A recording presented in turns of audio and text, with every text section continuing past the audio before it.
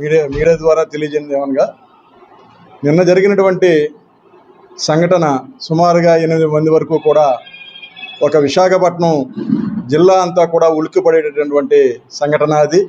అందులో 8 మంది మృత్యువాత పడడం అనేది దురదృష్టకరమైనటువంటి వార్త. అది విశాఖపట్నం స్టీల్ ప్లాంట్లో ప్రతి సీసీడీలో ఇప్పటి వరకు కూడా 35 సంవత్సరాలుగా ఎప్పుడూ కూడా జరగనటువంటి సంఘటన అనేది జరగడం అనేది దిగ్భ్రాంతి చెందారు కార్మిక లోకం కానీ లేకపోతే పౌరులు కానీ. దిగ్భ్రాంతి చెందిన తర్వాత మరి నిన్నంతా జరిగిన తర్వాత ఈరోజు చూసుకున్నట్లయితే ఏ రకంగా జరిగింది ఏంటని చెప్పేసి పోస్ట్ మార్టం చేసుకున్నట్లయితే చాలా విషయాల వరకు కూడా తెలిసాయి.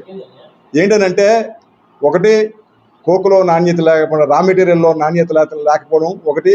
అలాగే ఆర్గాన్ దగ్గరికి కన్వర్టర్ నుండి మరి ల్యాడీలు వచ్చేటప్పుడు ఖచ్చితంగా ఆర్గాన్ రెన్సింగ్ దగ్గర సుమారు 13-14 నిమిషాలు అనేది రెన్సింగ్ అనేది జరగాలి. ఆర్గాన్ రెన్సింగ్ జరగాలి.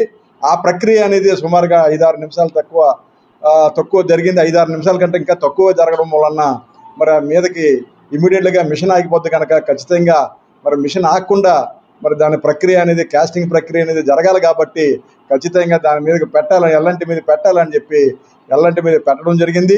స్లైడ్ గేట్ ఓపెన్ చేస్తుండగా కాస్టింగ్ జరపాలని చెప్పి స్లైడ్ గేట్ ఓపెన్ చేస్తుండగా ఒకసారి పెద్ద శబ్దం రావడం, ఆ శబ్దం రావించిన తర్వాత కనీసం దాని మీద హ్యాట్ పెట్టవలసిన అవసరం కూడా ఉంది. ఆ హ్యాట్ కూడా పెట్టలేదు.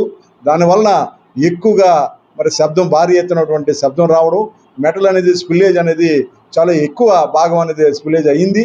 ఆ అంశంలో చాలామంది వరకు పక్క మిషన్ ఉన్నటువంటి మిషన్ 3లో ఉన్నటువంటి ముగ్గురు కార్మికులు సుమారుగా ఉన్నారు, వాళ్ళు కూడా కాలింది.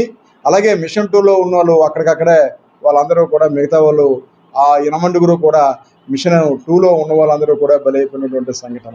మరి దీనికైతే